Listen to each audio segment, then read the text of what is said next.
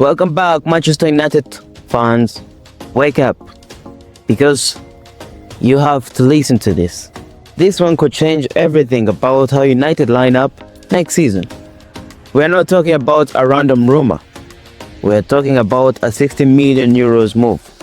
We're talking about a player who nearly went to Tottenham last summer. We're talking about a player Manchester City are also watching. And now, Manchester United are monitoring him. Morgan Gibbs-White. Yeah, and if this deal happens, it doesn't just add quality. It creates a serious question around one man, Bruno Fernandes. Let's talk about it. This is United top news. So here's what's happening. Manchester United are being linked with a move for Nottingham Forest star Morgan Gibbs-White ahead of this summer transfer window. Now remember something, we're still almost 4 months away from United even being able to enter the market. 4 months. And already, his name is circulating. That tells you something. According to a report from the Daily Mail, United are monitoring Gibbs-White with a view to potentially making an offer this summer. Monitoring, not bidding, not negotiating, monitoring. But when Manchester United monitor, things usually move. And here's where it gets interesting. It's not just Gibbs-White.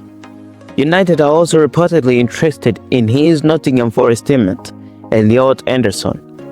And guess who else is watching both players? Manchester City. Yes, Manchester City. So now this isn't just recruitment. This is rivalry. This is market competition. This is United versus City before a ball is even kicked. Now let's rewind, because this is not the first time Gibbs-White has been close to a massive move. Last summer, he looked destined to join Tottenham Hotspur in a 60 million euros deal. 60 million. The move looked done, but it collapsed, fell through, and instead, the 26-year-old signed a new contract at the City ground. He committed to Nottingham Forest. He chose to stay. But now, the noise is back, and if United decide to move seriously for him, this would not be a squad filler signing. This would be a statement. Let's talk about the football side. Gibbs-White plays primarily as an attacking midfielder. And number 10. Creative, direct, energetic. And now, it looks like Rasmus Højlund's time at Manchester United is coming to a permanent end. Napoli are not just keeping him, they are locking him down. And they are inserting a 74.3 million euros release clause into his contract. Let that sink in.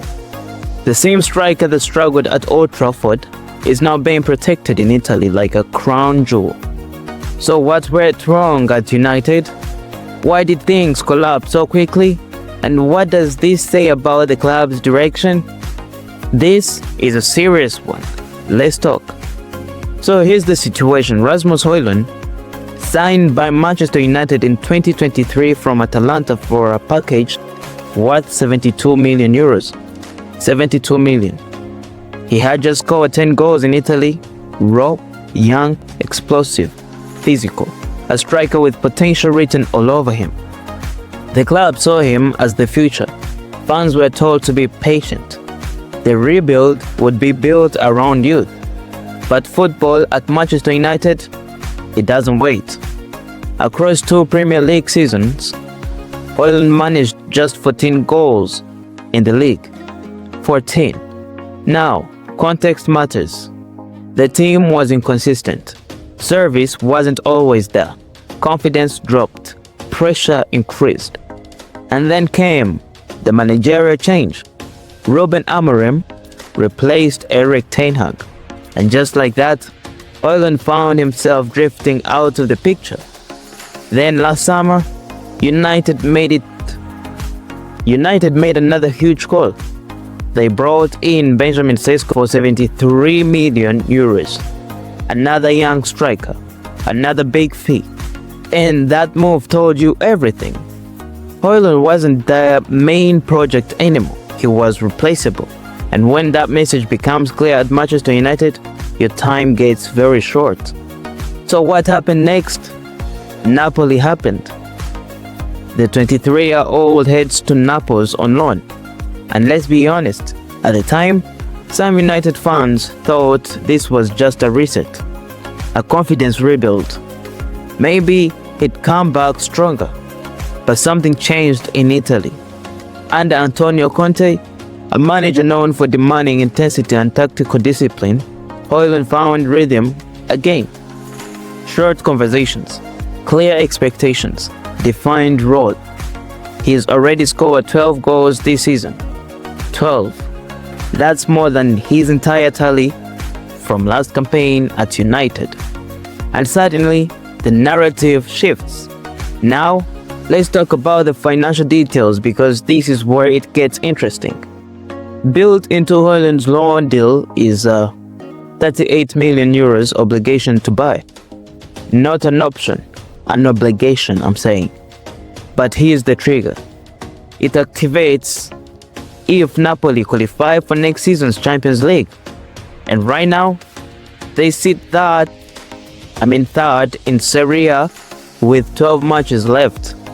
They are in control, meaning that 38 million euro clause is looking more and more likely to activate.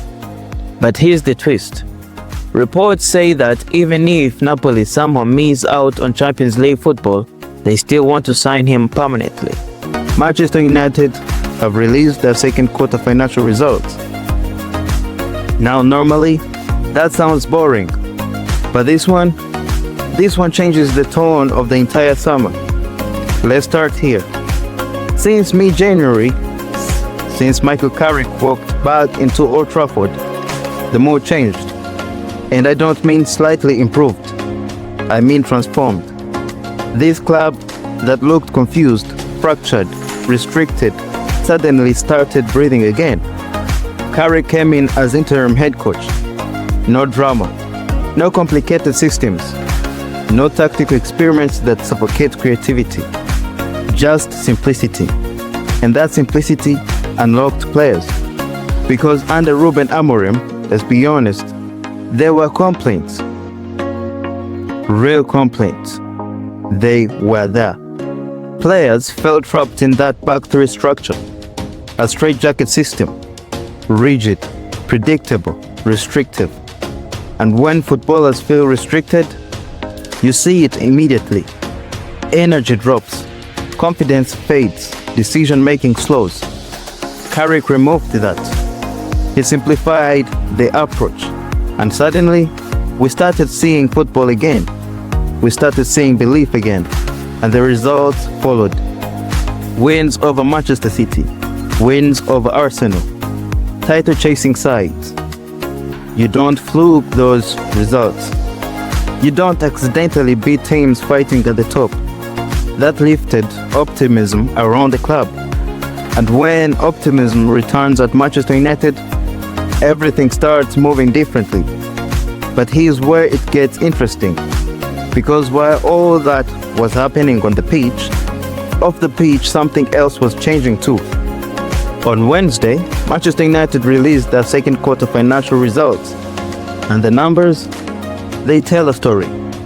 In the first 6 months of fiscal 2026, United posted an operating profit of 32.6 million euros. Let that sink in. 32.6 million euros profit. Now compare that to the same period in 2025. 3.9 million euros operating loss.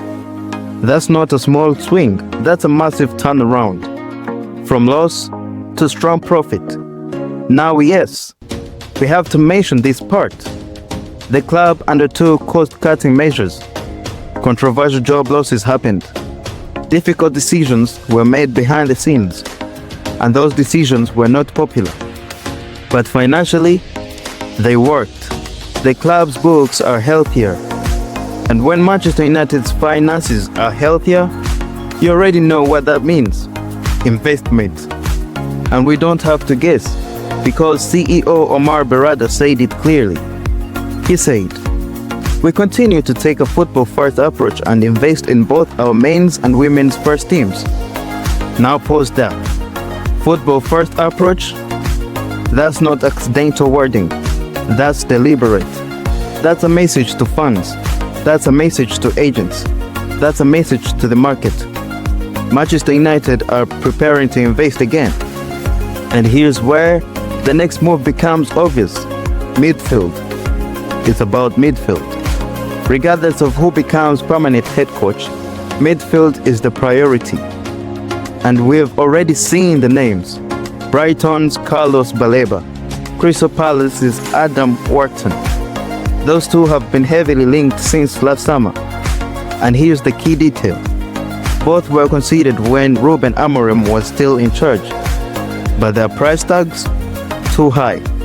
At that time, United had already spent significantly. And here's the killer factor. No European football this season, no Champions League money, no Europa League safety net. That limited flexibility. It limited spending power, and it made deals impossible. But now, things look different, because under Carrick, United are pushing. They are in position, a real position, to secure a return to the Champions League.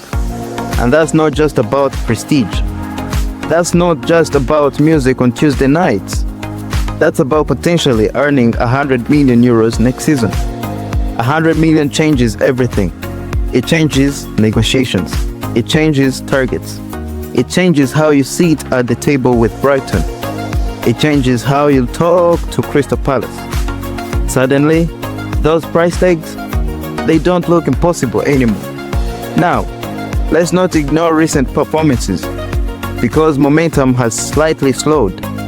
Clarky display against West Ham. Another uncomfortable showing against Everton. Performance levels dipped, and that creates a bit of tension. Because coming up, Newcastle, Aston Villa, tough fixtures, proper tests, matches that could define whether this Champions League push becomes reality. And if United stumble, that 100 million euros projection becomes fragile. But here's the bigger picture. The momentum Carrick generated hasn't disappeared. The belief is still there.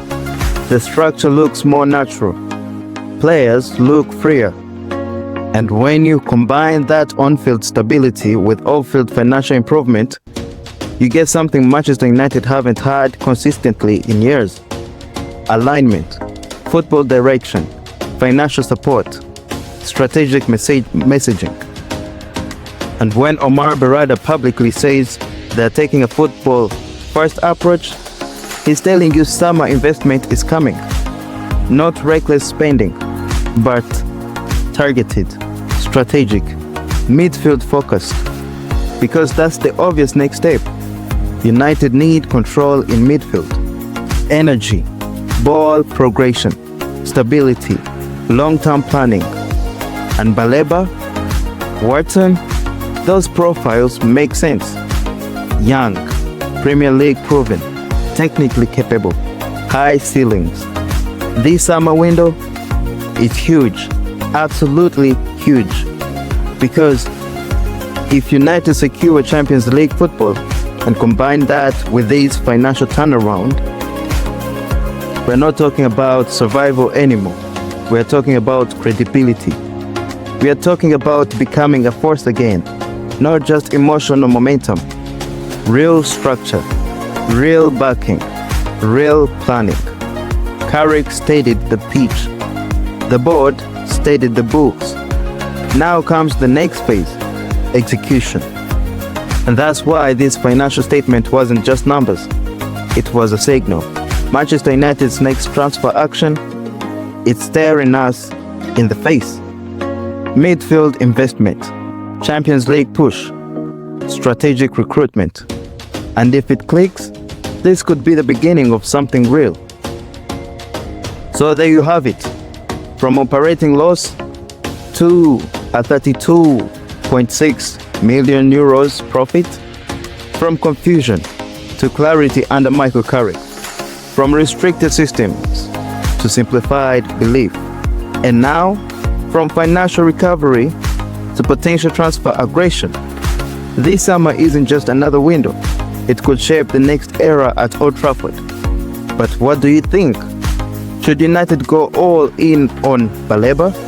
Is Wharton the smarter option? Or do you see a completely different midfield solution? So drop your thoughts in the comments. If you're new here, this is United Top News, where we break it down properly. No noise, no panic.